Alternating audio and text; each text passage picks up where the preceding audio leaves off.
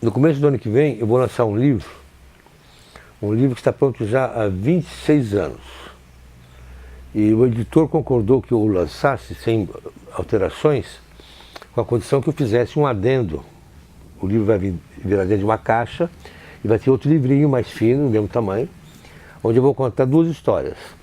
A história de por que esse livro demorou tanto tempo para sair e qual o meu relacionamento com os jogos matemáticos, com os quebra-cabeças. E como que começou o meu interesse, desde meu pai trazendo para casa almanaques maisena, onde tinha uns joguinhos, tudo, até os primeiros quebra-cabeças que eu vi.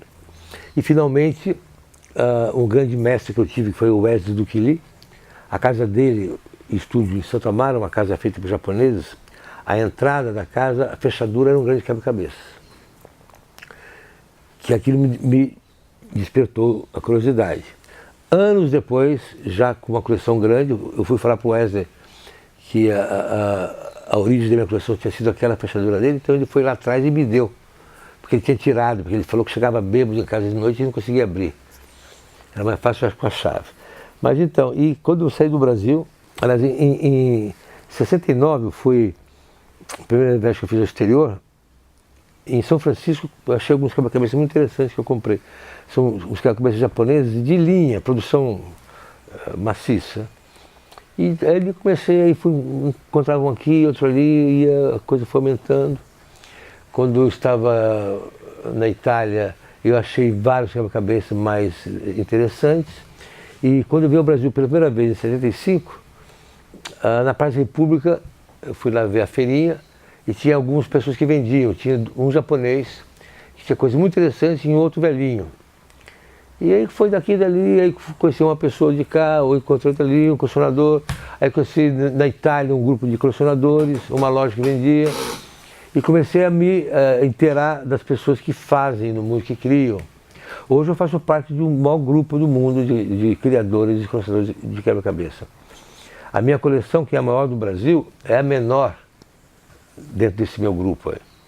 Porque a maioria deles, dos colecionadores, são pessoas que, grande parte deles, que fazem só isso. São pessoas que têm posses e que se dedicam ao estudo e ao desenvolvimento de quebra-cabeças. Outros são matemáticos, geralmente são pessoas ligadas ao mundo, ao universo da matemática. E a coisa se expande, tem grandes estudiosos.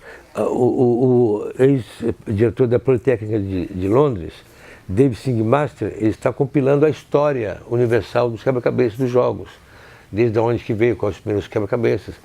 Existem quebra-cabeças de 4 mil anos de idade, no Egito Antigo, na Grécia. Existem coisas muito interessantes. Em Pompeia, na escavação de Pompeia, foi encontrado lá um muito interessante, que é o Sator Arepo Square, que é um quadrado mágico, com 5 casas, 5 por 5, com a palavra S-A-T-O-R, Sator, que é lido em todas as direções.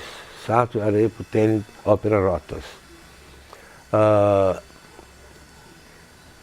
O quadrado mágico com números vem da China. Existe uma lenda de que o imperador, parece que o próprio Qi, viu uma tartaruga que nas costas dela as marcas eram o quadrado mágico mais simples, que é de ordem 3, que a soma dá 9 sempre. Com 9 organismos, que é a soma dá 15. Mas tem jogos. E uma coisa muito interessante, existem quebra-cabeças que surgem espontaneamente na cabeça das pessoas, fruto de elaborações mentais. Eu tive o desprazer de causar uma grande tristeza para um velhinho aqui em São Paulo, que fazia quebra-cabeça. Eu o trouxe aqui na minha casa. E em vez de ele ficar exultante com a qualidade que eu tinha, ele ficou muito triste, porque ele achou que tudo que ele fazia, ele estava criando, ele estava inventando. E não. Por exemplo, existe um tipo de quebra-cabeça muito comum, que é aquele dos pregos. Aquilo lá tem no mundo inteiro.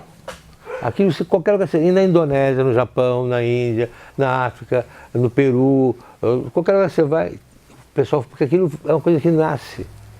fruto do pensamento.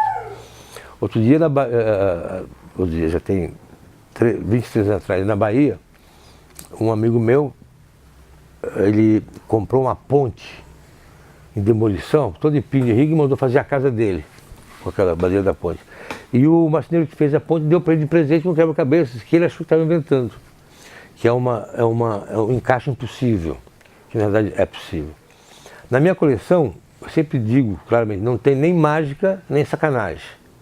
Não tem negócio que o cara cortou e colou, não, isso não existe. Nem mágica, é tudo possível. A gente se atrapalha em dois campos. Primeiro, nós temos dedo demais. E alguns quebra-cabeças, alguns dedos estão abrindo, outros estão fechando. Se não souber onde colocar a mão. E a coisa principal é o nosso condicionamento cultural. A gente acha que certas coisas funcionam de certa maneira, então a gente nunca tem pensamento lateral para ver as coisas de outra maneira. E é como funciona. A grande maioria deles são de solução simples e elegante. Os mais interessantes são os mais elegantes.